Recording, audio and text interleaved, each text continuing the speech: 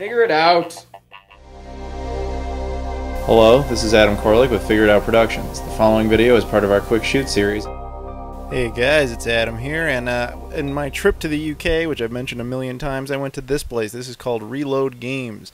This is a place I went to with my friend Ben, as you can kind of saw the top of his head, and I just wanted to show you guys left and right what's available. If you've seen this American candy store, which made me laugh, you've gone too far.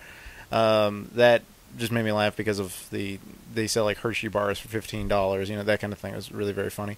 But anyway, the important thing that we all care about is this game store. So yeah, I just thought I'd go ahead and like per usual with the other stores, I just wanted to give you a tour around. I swear the video quality improves once I'm inside the store. I actually had camera issues when I was over there. My battery chose to die on the camera that I use for all my videos, so I was actually kind of unable to shoot videos. Thankfully, I was there with Ben, Shen Muso. Again, go check out his channel. And I had time to tell him about this, so he let me use his camera, which was very nice of him, which is, of course, what this was shot on.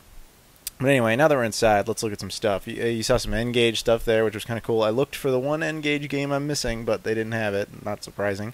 It's a very rare game. They had some Vita, and they got a lot of DLC cards and stuff. PS3 games, Xbox 360 games, Xbox One, PS4, DS, 3DS. Again, the DS cases over there are huge. Wii U, there's one Wii U game, Wii there, a lot of original Xbox, a sea of PS2. This I can't get over how much I hate the end labels on PS2 games over there. Look at that, it's just like, you can't find anything. You see, I give the Dreamcast a pass for the blue spines because at least they have the coloured logos. Mm-hmm. You see, that's the exception to the rule on uniform cases. At least they have the coloured logos on Dreamcast. Mm-hmm. Thank you, Sega. Hope you didn't mind that little audio thing there. I'm switching between post-production audio and in-camera audio. But anyway, I just want to continue to show you around here. That was the, I believe, the owner. You can see some N64 stuff and DVDs, and they have more games back there. I have to warn you, you're about to get another audio drop because the owner actually wanted, again, I believe he's the owner, he wanted to say something very quickly about the store. Right, we've got a few little gems sat over here. The Gremlins, Danger Mouse, and Crackdown, all on the Spectrum as well. Awesome. So you're gonna have tons of Amiga big box, and loads of the cassette, you know, for Spectrum and Amstrad. So. Oh, proper retro. That little gap right there. Nice, nice. So that'll be cool. Very nice guy. I didn't get to talk to him that much just because we weren't there for very long. But anyway, there's some Sega Saturn games you saw there. Right here is Amiga CD32, which really excited me. A bunch of PAL Dreamcast, more DVDs, Neo Geo Pocket, Atari Lynx. There's some 3DO in there. All in all, it's a very cool store. Before I get too far into this, I do want to say that I usually have, if you've been watching this series of videos, what I've been doing is that I've been making a tour video of the store I visited, and then I follow it up with a separate video about my experience there and the pickups I got there. This time I'm putting them into one video because I didn't end up picking up enough stuff there to really justify giving it its own separate video. And I also wasn't there for very long. Traveling with Ben, what I learned is that he has a very much like, we gotta go, we gotta go, we gotta go kind of personality. So we only stayed in any place for like 20-30 minutes. And I'm sure he was right to do that because we were operating on a train schedule, so we kind of have to do that. So maybe that's not his personality. Maybe it was just him being responsible. I don't know. But either way, I wasn't at the store for very long. But I did have a very good time. The owner was very nice. He helped me look for things if I had any requests. Very helpful guy. And I would definitely recommend checking it out if you're ever in the Midlands of the UK. It's definitely worth going to. In the description there is a link to the Facebook page of theirs. Check it out. You might find something you like.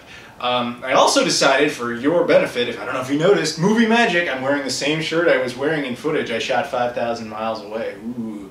I know, you're like, fuck you, I don't care, move on. Give me the pickups. What do you got? Alright, damn. Alright, fuck, we'll talk about it. I only got 2 things, and partially that was because I had mostly run out of space in my suitcase, and I had mostly run out of money.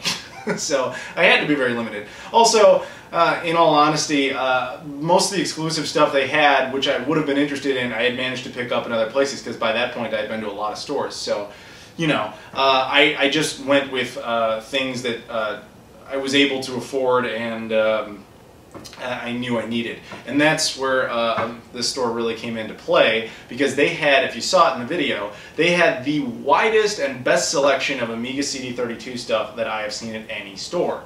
And this is what I managed to pick up. And I'm sure you're thinking, I saw that just a moment ago. That was like 20 games, maybe? How is that the best? Trust me, that's the best. There's not a lot of places you can get Amiga CD32 stuff. If you haven't been watching this series, then what you need to know is the Amiga CD32 is a console that really only came out in the UK. It came out in part of Europe, it came out in Canada, but in incredibly limited quantities. It only saw any minor success in the UK. So as a result, that's the only place you can really find games for it. I have one, but I have virtually no games for it. So part of my objective over there was to find some games. None specific, just some games. So he had a big group of them, as you guys saw.